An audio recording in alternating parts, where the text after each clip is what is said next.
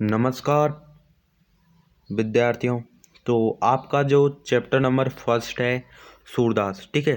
अध्याय प्रथम, अध्याय नंबर प्रथम, ठीक है, सूरदास, इसको हम पढ़ेंगे। तो आज से हाँ, आपकी जो हिंदी की किताब है, ठीक है, उसको मैं कंप्लीट करवाऊंगा। तो चलो स्टार्ट करते हैं हम आपका चैप्टर नंबर फर्स्ट, सूरदास।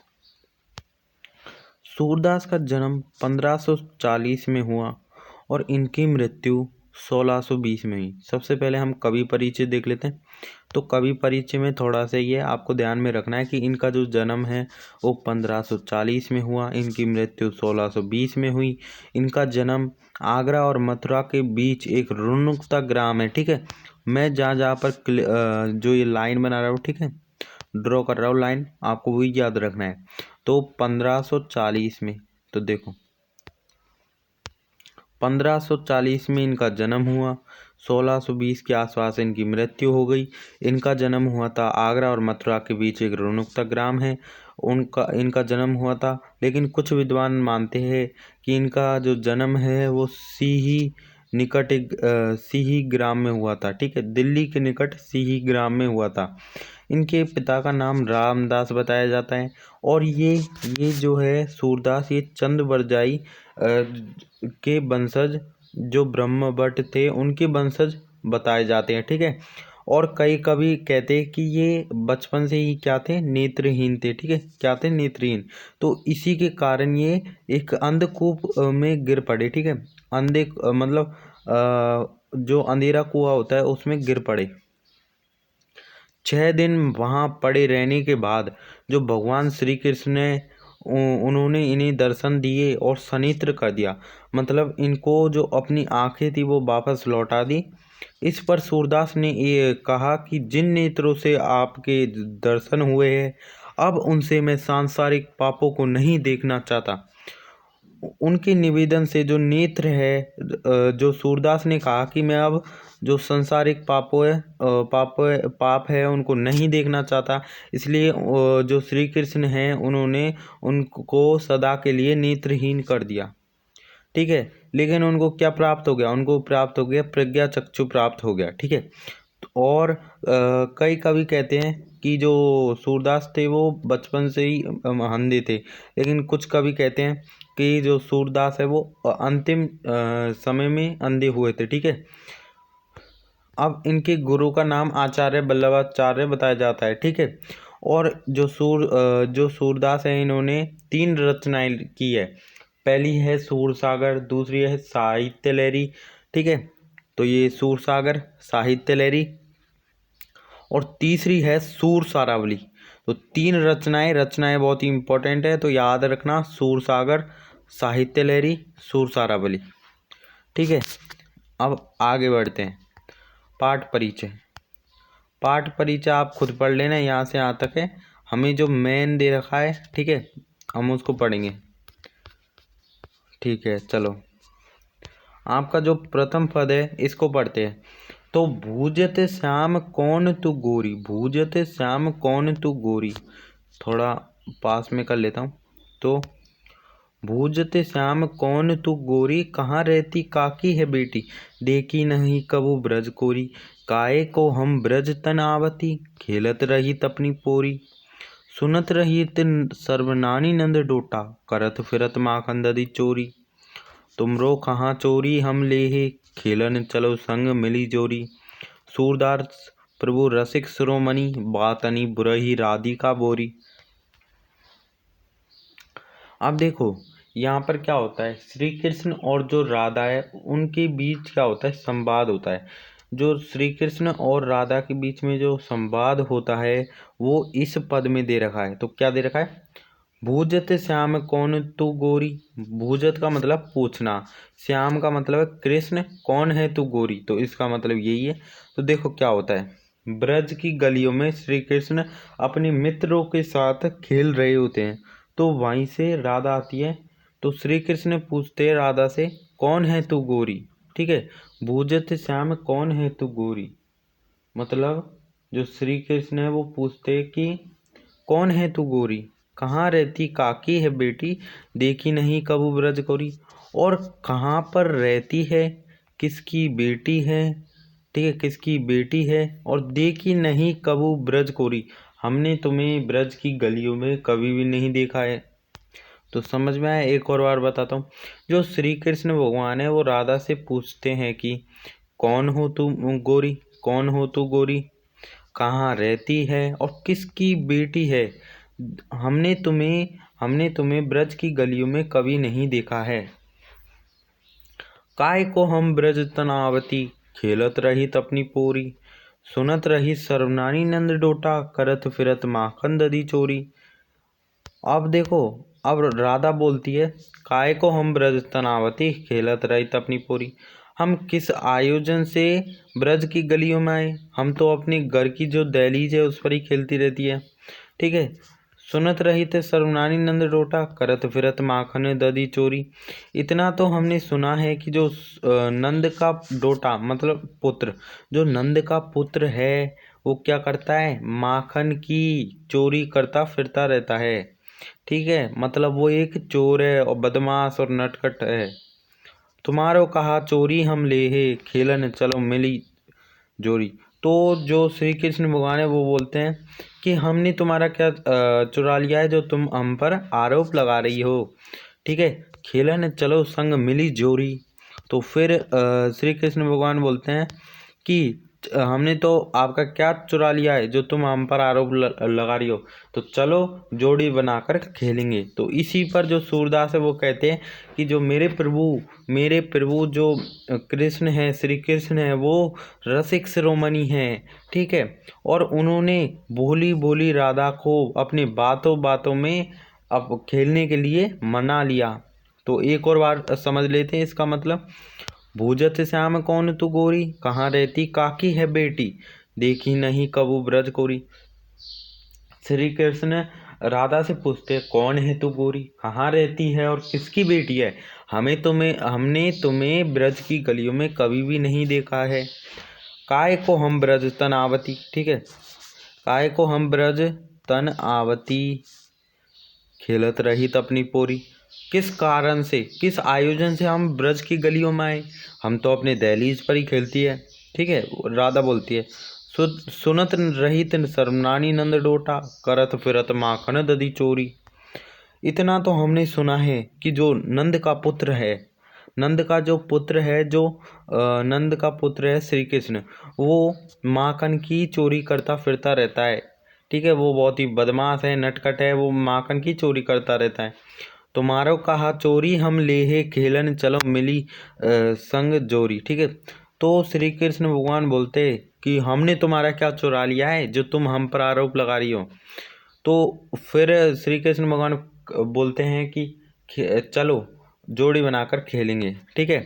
तो सूरदास जी कहते हैं कि मेरे जो प्रभु है, जो कृष्ण है, वो रसिक शिरोमणि है, ठीक है, क्योंकि उन्होंने भोली भोली राधा को अपनी बातों में फंसाकर अपने साथ खेलने के लिए मना लिया। समझ में आ गया। अब सेकंड देखते हैं हम, ठीक है। सेकंड जो पद है, दूसरा पद, उसमें क्या देखा है, मधुकर श्याम हमारी चोर। अब देखो, फर्स्ट पद में तो हमें क्या दे रखा था, हमें राधा और कृष्ण की जो संवाद के बारे में वो दे रखा था। अब हमें जो ये जो सेकंड, थर्ड और जो फोर्थ है, ठीक है, इन पद में हमें क्या पढ़ना है, इसमें पढ़ना है हमें उद्धव और गोपियों के बीच जो वार्तालाप हुआ है उसके बारे में, ठीक है। तो ये जो भ्रमर गीत है उससे लिया गया है, ठीक है। तो इसे हम भ्रमर गीत के रूप में से जाना जाता है, ठीक है। ये जो तीन पद पढ़ेंगे हम पढ़ेंगे, ठीक है, 2, 3 और 4। तो मधुकर श्याम हमारे चोर, मन हरि लियो तनक चितमणि, मैं चपल नैन की खोर, पकड़े हेतु उर्दय उर अंतर, प्रेम प्रीति के जोर, गए चढ़ाई तोरी सब बंधन, दे गए हंसनी अकोर, चौकी परी जागत निसी बीती, दूत मिल्यो एक भोर, सूरदास प्रभु सर्वस्व लूटो, नागर नवल किशोर। अब देखो, जो गोपिया है वो उद्धव से कहती है कि मधुकर श्याम हमारे चोर, मधुकर यहाँ पर कौन है? मधुकर है उद्धव, ठीक है, उद्धव है मधुकर। तो मधुकर का मतलब है उद्धव। मधुकर श्याम हमारे चोर, उद्धव ए उद्धव, जो कृष्ण है वो हमारी चोर है, ठीक है। तो ये कौन बोलता है? ये गोपिया बोलती है कि ए उद्धव, जो कृष्ण है वो हमारी चोर है। मन हरि लियो तनक चितवनी, मैं चपल नैन की कोर, पकड़े हेरु होते हृदय और अंतर, ठीक है। तो मन हरि लियो तनक चितवनी, मैं चपल नैन की खोर, पकड़े होते हृदय और अंतर, प्रेम प्रीति के जोर, गए छड़ाई तोरी सब बंधन, दे गए हंसनिया कोर, चौकी परी जागत नीसी बीती, दूत मिल्यो एक बौर, सूरदास प्रभु सर्वस्व लूटो, नागर नवल किशोर। तो देखो इसका मतलब क्या है, इसका अर्थ क्या है? ए उद्धव, कृष्ण हमारे चोर है, उन्होंने हमारा जो मन है वो हर लिया है अपनी जो नज़र से, ठीक है। उन्होंने अपनी जरा सी जो दृष्टि है, ठीक है, उनकी जो नेत्र है, उनसे हमारा मन हर लिया है। मतलब जरा सी जो तिरछी नज़र है, ठीक है, उससे हमारा मन हर लिया है। पकड़े होते पकड़े होते हृदय और अंतर, प्रेम प्रीति के जोर। तो इसीलिए उन्होंने जब हमारा मन हर लिया है तो हमने भी उन्हें क्या कर लिया है? अपनी जो हृदय है उसमें क्या कर लिया है? बंदी बना लिया है अपने प्रेम और प्रीति के बल पर। गए छड़ाई तोरी सब बंधन, दे गए हंसनिया कोर। मतलब गए छड़ाई तोरी सब बंधन, मतलब सभी बंधनों को तोड़कर वो चले गए। वो बहुत ही ताकतवर निकले, वो बहुत ही शक्तिशाली निकले, वो बहुत ही चालाक निकले, जो कि हमारे सभी बंधनों को तोड़कर निकल गए और हमें जो रिश्वत रूपी एक मंद रूपी हंसी प्रदान कर गए, ठीक है। चौकी परी जागत नीसी बीती, धूत मिलो एक भौर। मतलब जैसे ही हमें पता चला कि जो श्री कृष्ण भगवान है वो हमें रिश्वत देकर चले गए, मंद हंसी रिश्वत, ठीक है, चले गए। जैसे ही हमें पता चला तो जो हम जागे और हमारी जो रात है वो ऐसे ही बीती, और सुबह प्रात में एक दूत मिला उद्धव, ठीक है। सूरदास प्रभु सर्वस्व लूटो, नागर नवल किशोर। तो सूरदास जी कहते हैं कि जो श्री कृष्ण भगवान है उन्होंने जो गोपियाँ उनका सब कुछ लूटकर वो मथुरा चले गए हैं, ठीक है। अब हम अपना जो थर्ड जो पद है उसको देखते हैं। संदेशानी मधुपन कूप भरे, अपने तो पटवत नहीं मोहन, हमरी फिरे ने फिरे। जिते पतिक पटे मधुपन को, बहुरी ने शोध करे, के वे श्याम सिकाए प्रबोध, के वे बहु बीच मरे। कागद गरे मेघ मसी कूटी, सर दब लागी जरे, सेवक सूर्य लिखन को आंदो, पलक कबाट अरे। बहुत ही इजी सा मतलब है। संदेशानी मधुपन कूप भरे, अपने तो पटवत नहीं मोहन, हमरी फिरे न फिरे। देखो इस लाइन का क्या मतलब है। संदेशानी मधुपन कूप भरे, अब गोपिया उद्धव से कहती है कि हमने जितने भी प्रेम पत्र श्री कृष्ण को भेजे हैं उनसे तो जो मथुरा है उनके सारे कुएं भर गए होंगे, ठीक है। अपने तो पटवत नहीं मोहन, हमरी फिरे नहीं फिरे। और जिसने भी हमने जो पत्र भेजे है श्री कृष्ण को, उन्होंने अभी तक उनको पढ़ा ही नहीं है और ना ही उनके उत्तर दिए हैं, ठीक है। जिते पथिक पठे मधुवन को, बहुरी ने शोध करे, के वे श्याम सिकाए प्रबोध, के कहु बीच मरे। तो देखो इतना देख लिया। फिर जिते पथिक पटे मधुबन, और जितने भी जो मथुरा जाने वाले पथिक है, जो राहगीर है या सेवक है जो गए हैं, ठीक है, जो सैनिक है या राहगीर है जो मथुरा जाते हैं उनको हमने क्या कर दिया, हमने जो अपने पत्र है वो भेजे है श्री कृष्ण को, लेकिन बहुरी ने शोध करते, लेकिन जो राहगीर है वो कोई उत्तर ही नहीं देते। ऐसा लगता है कि उन्हें श्याम ने अपनी साइड कर लिया है, श्याम ने सिखा दिया है, ठीक है, उनको सिखा दिया है कि उनको उत्तर नहीं देना है। के कऊ बीच मर गए, या तो ये ऐसा हो सकता है कि वे बीच में ही मर गए हो, ठीक है। कागद गरे मेघ मसी खूटी, सर दब लागी जरे, सेवक सूर्य लिखन को आनो, पलक कपाट अरे। या तो ऐसा हो सकता है कि जो बीच में ही मर गए, नहीं तो ऐसा हो सकता है कि जो मथुरा के जो सभी कुएं हैं वो क्या हो गए हैं, भर गए हैं, ठीक है। और जो साई है वो पूरी मतलब ख़त्म हो गई है। या ऐसा हो सकता है, या ऐसा हो सकता है कि जो सरकंडे के जो पेड़ है वो पूरे जल गए हैं, ठीक है। दब का मतलब होता है जलना। सेवक सूर्य लिखन को आंदो, पलक कपाट हरे।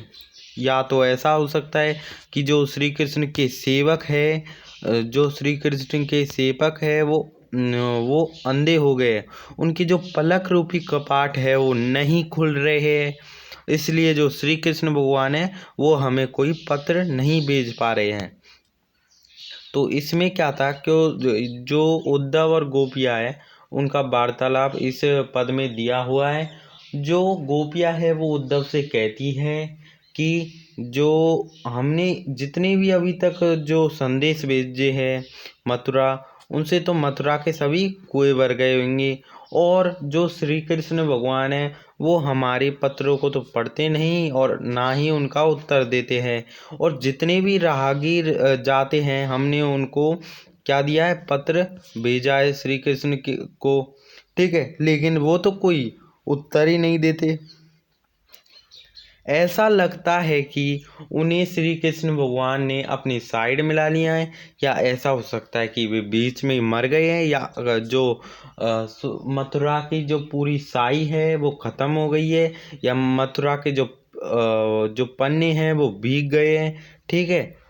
या ऐसा हो सकता है कि जो सरकंडे के पेड़ है उनमें आग लग गई है, और या ऐसा हो सकता है कि जो श्री कृष्ण हैं उनका जो सेवक है वो अंधा हो गया है और उनके पलक रूपी कपाट नहीं खुल रहे हैं, ठीक है। ये संभावनाएं जिताई जा रही है, ठीक है। अब हमारा जो फोर्थ पद देखते हैं। तो यहाँ पर फोर्थ है, ठीक है, यहाँ पर थर्ड थोड़ी मिस प्रिंट है। तो उद्दो मन मानो की बात, दाख छुआरा छाड़ी, अमृत फल बिस कीड़ा बिस खात। तो उद्दो मन मानो की बात मतलब गोपिया उद्धव से कहती है कि जिसको जो अच्छा लगता है वो ही करता है, उसी में उसका मतलब मन लगता है। दाख छुआरा छाड़ी, अमृत फल बिस कीड़ा बिस खात। जिस प्रकार एक बिस को खाने वाला कीड़ा, बिस का जो कीड़ा होता है, बिस खाने वाला जो कीड़ा होता है, उसको यदि कोई अमृत दे, मतलब जो बिस कीड़ा है उसको कोई अमृत देगा, मतलब कोई अमृत देगा तो वो उसको नहीं खाएगा, और यदि उसको विष देगा तो वो खाएगा, क्योंकि उसका मन किस में है, विष को खाने में। जो चकोर को देही कपूर, कोई कोहू ताजी अंगार अगात। जिस प्रकार एक जो चकोर पक्षी होता है वो किसको खाता है, अंगारों को खाता है, उसका मन किस में लगता है, अंगारों को खाने में, लेकिन यदि उसको कोई कपूर देगा तो वो नहीं खाएगा। मधुप करत घर फोरी, काट में बंधत कमल के पात। मतलब जिस प्रकार एक जो बोरा होता है वो पेड़ में छेद कर कर अपना घर बना लेता है, और वो ही शाम को जो कमल की पंखुड़ियाँ होती है उनमें अटक जाता है, ठीक है, बंद हो जाता है। जो पतंग हित जानी आपनो, दीपक सो लपटात।